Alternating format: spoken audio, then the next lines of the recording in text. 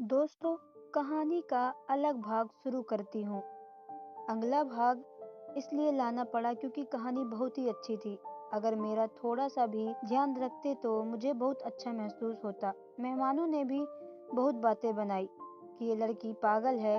मेरे ससुर हमेशा मेरे लिए कोई न कोई खाने की चीजें लेकर आते थे और जिस दिन भी वह चीजें खाती मुझे बहुत अच्छी नींद आ जाती। उसके बाद फिर सुबह मैं अपने कमरे में से निकलती थी।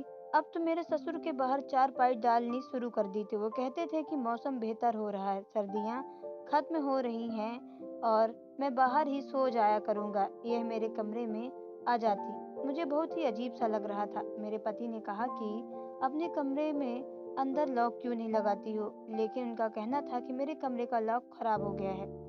मेरे पति ने किसी से पूछा तो उसने कहा कि लगता है तुम्हारी पत्नी को नींद में चलने की बीमारी है, लेकिन ये बीमारी मुझे किसी समय हो गई।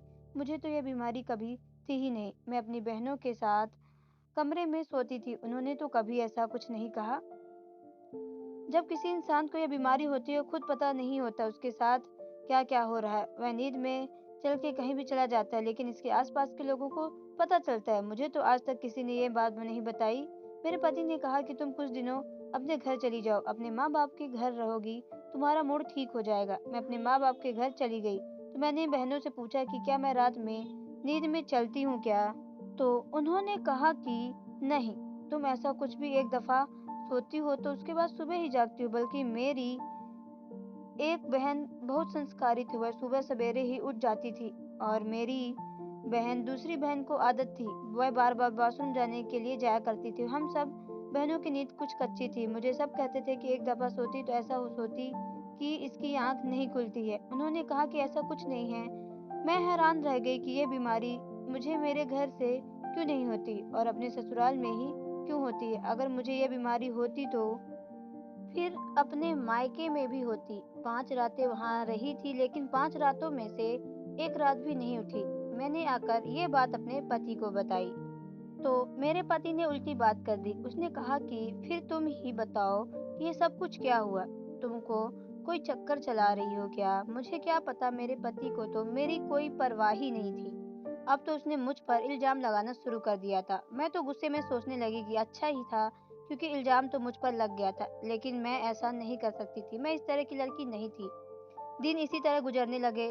अपने पति को जो भी उसको हल पर छोड़ दिया। मेरा ससुर मेरा बहुत ख्याल रखता था और अब मुझे ख्याल रखना अच्छा लगता था। हमारे घर में 7 बहनें थी। बाबा ने कभी किसी एक बहन पर ज्यादा ध्यान नहीं दिया, उसको बहुत प्यार हो दिया हो, लेकिन सब मेरे ससुर मेरा बहुत ख्याल रख रहे थे। मुझे बहुत अच्छा लग रहा था। जाहिर वह मेरे बाबा की जगह थे। कभी मेरे लिए कोई खाने पीने की चीज ले आते, कभी कहते किया करो थोड़ी देर बैठ जाओ, कभी खुद चाय बनाते और कहते कि आओ मिलकर चाय पीते हैं। मैंने उनसे एक दिन पूछ लिया कि जब माँ जी जिंदा थी तो आप मेरे साथ इतने अच्छे तरीके से बात नहीं करते थे। उन्होंने कहा कि मैं तो पहले से ही यही बात कहता हूँ कि अगर किसी बेटी को लेकर आओ तो उसके साथ अच्छा व्यवहार करो, लेकिन मेरी पत्नी बड़ी जालिम औरत थी। उसको खुश करने के लिए मैं तुम्हें डांट दिया था। उसे ये बात पसंद नहीं थी कि मैं तुम्हें ज्यादा मोहब्बत करूं या तुम्हारे लिए कोई चीज लेकर आऊं। मैं उसे पहले ही कहता था कि तुम बड़ी जालिम सास बनोगी और वह मेरे साथ इस बात पर झगड़ा करती थी।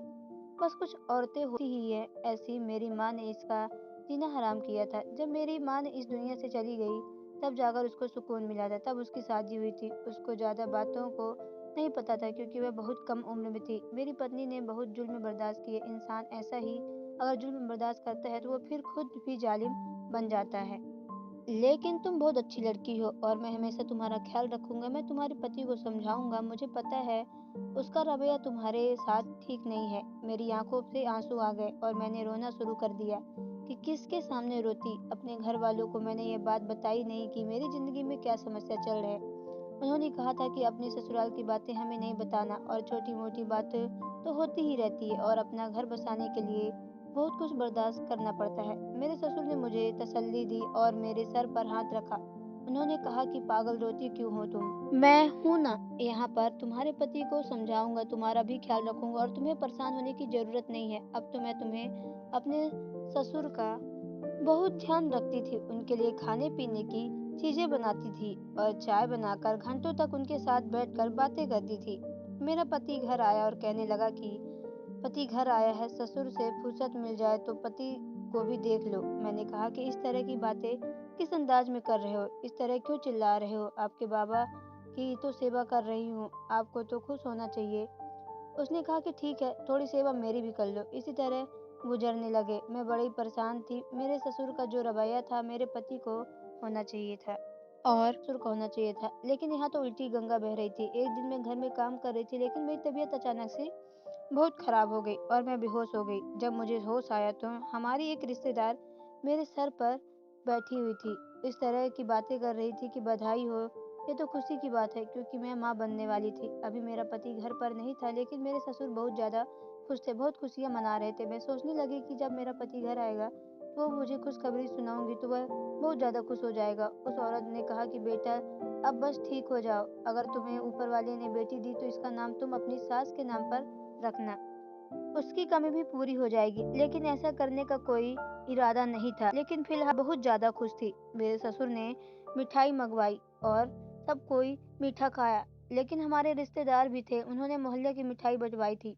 रात हुई तो पति घर आया, उसे पता चला तो उसने पूछा कि आज मिठाई क्यों बंटवाई जा रही है। उसने कहा कि क्या खुशी की खबर है? कोई अच्छी खबर नहीं है, मैंने तो नौकरी के खतरे में पड़ी है। आप लोग क्यों खुशी हैं? तो आप लोग मिठाइयाँ बांट रहे हैं। मेरे ससुर ने पति को बताया कि अब तुम परवाह करने की जरूरत नहीं है, क्योंकि अब तुम सारे मसले हल हो जाएंगे, क्योंकि अब तुम बाप बनने वाले हो। तो उसने मुझे लगा कि मेरे पति कुछ तो कहेंगे, लेकिन वे चुप हो गए और मेरे कमरे में चले आए। मेरे ससुर भी हैरान रह गए।